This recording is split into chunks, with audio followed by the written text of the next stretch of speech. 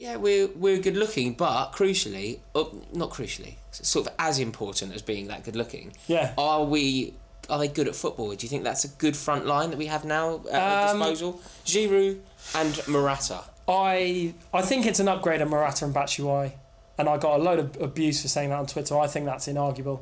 Batshuayi, I think, had improved in the last month or so when he was given a bit of game time, and I think when we were linked with people like Carroll and Crouch and Ashley Barnes and Emil Heskey and whoever else it was, then I could kind of come around to the fact, well, like, should we just keep Batshuayi then if it's going to be if it's going to be this bunch of Wallies? Giroud's better than Batshuayi, right? Yeah, absolutely. The guy, you know, that is without question in my mind. I had to argue this point to people. The guy scored 100 goals for Arsenal. He's a proven Premier League goal scorer. He's done it on the big stage. He's done it in a good team. He plays for France. He's France's number 9 ahead of Lacazette, ironically. Benzema not getting that team. Well, no, he's a bit naughty, isn't he? It's all a bit sex taping legally. Right. Shouldn't talk about unless we want this to be taken off the air. God, I'm just now going through the French centre forward position. They've also got Mbappe at their disposal. They play Mbappe on one wing, Griezmann on the other. Mbappe on one wing, Griezmann on the the doesn't really matter what Giroud gets up to, does it? They call me Charlie Skillen and put me up front. See, that was good. Yeah. It's amazing that you say Charlie Skillen better in French than you do Olivier Giroud. Olivier Giroud. So, yeah, we're happy with Giroud. I am. I think he's an upgrade on Batshuayi. He is. He's a more proven player than Batshuayi. Morata is getting on my nerves, I must say. He's injured at the minute. I'm hoping that when he comes back, he's firing on full cylinders and we see the player that we saw taking the absolute mickey out of Stoke and scoring headers against David De Gea, not the player from the 2.5 months after that when he couldn't actually kick the ball. Can't stand up. He's not very good at standing up. The issue I have with him is he is the antithesis of Diego Costa. Yes. Who will happily elbow someone in the throat if he thought it was going to get him a goal. Yeah. Well, I think that you have to be like that as a centre forward, don't you? You have to be ruthless enough to... It doesn't matter how it ends up in the back of the net. If you end up in there, along with the centre half, along with the keeper, all bundled up, all in agony... As long as the ball's there as well, also crosses the line... Happy days. Yeah, Morata's never scoring a goal like that. No. And the one thing I'll say about Giroud is... Better. Thanks, mate. It frustrates me that we're scrabbling around for the basement bargains rather than... Why are we not splashing out on Aubameyang? Why are we not... Why are we... Having Alexis Sanchez at the club, I mean, clearly once Man United get involved, you're probably going to lose out. But this ludicrous assumption, this ludicrous story that we were somehow in for him is nonsense. Yeah. And the fact that Chelsea didn't move heaven and earth to make that happen is indicative of where the club is now. Well, do you know what else really drives this point home? What Manchester City got up to. Precisely. You think Leroy Sané picks up a knock. Yeah. They think, probably, they're bearing in mind they're 15 points clear at the top of the league. Leroy Sané gets injured. They think, right, Riyad Mahrez, let's go and buy him. Yeah. They did their best to make that happen. 15 points clear at the top of the league. You go to Spain and buy the most sought after defender. You spend 60 million quid on him. We're just so far away from that. Well, we are. I mean, look at every single one of the other top 6 sides, or the other 5 of the top 6. United obviously got Sanchez. City got Laporte.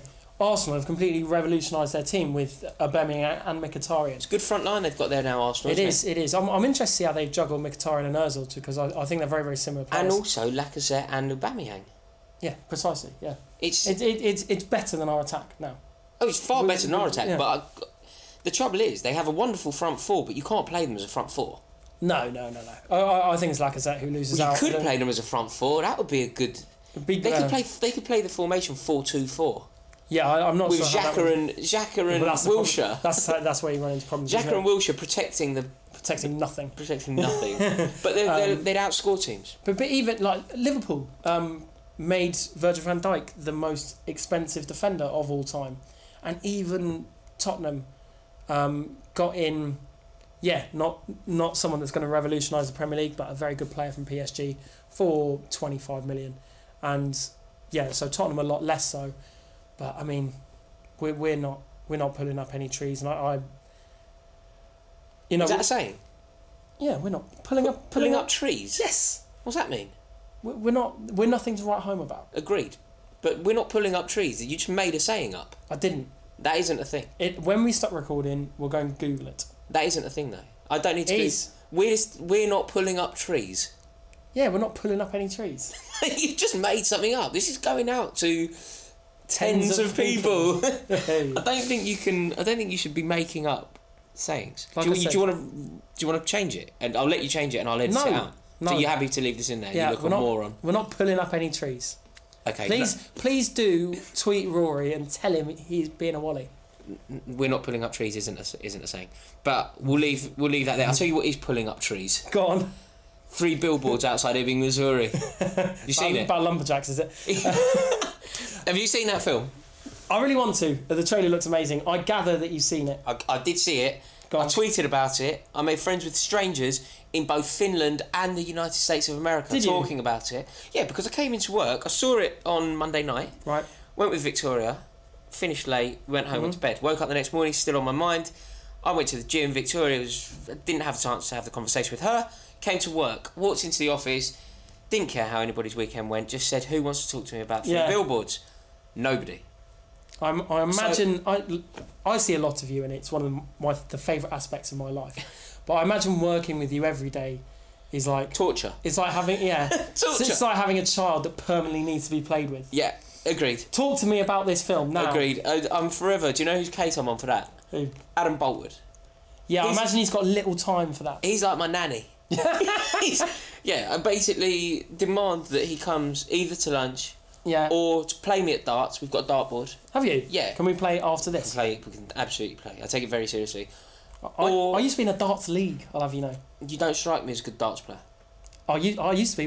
In fact, if I can call it a sporting achievement, if I may, I think probably the finest sporting achievement in my life. What, are you good at darts? Is getting a 180 in a competitive game. What, you hit 3 treble 20s? Rory knows his darts, doesn't he? Yes, I did. Is that the only way I did, in a Swindon League match. I did. I used to play in a league in Swindon. It was in my gap year. You know how on gap years, most people go and like find themselves in Indonesia. You played darts in Swindon? I played darts in Swindon. I play darts. I play darts at work, and if I pop over for a coffee, do you do any work at work, or do you just choose where to go for coffee and play darts?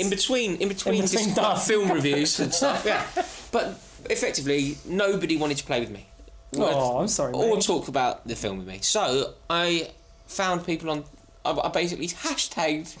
I found a hashtag and started replying to strangers' tweets about the film.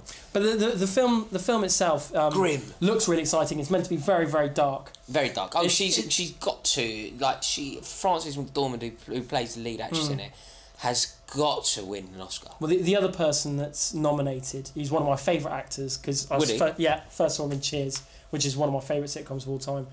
Woody Harrelson. Yeah, Woody Harrelson. He was at the bridge. He was at the bridge recently. He's a Chelsea fan. Yeah, he's mates with Johnny Vaughan. He goes to football. Which makes me love him even more. Obviously. Yeah. No, he's incredible in it actually. It was just brilliant. I do really need to see it because I saw the trailer before the last film I saw.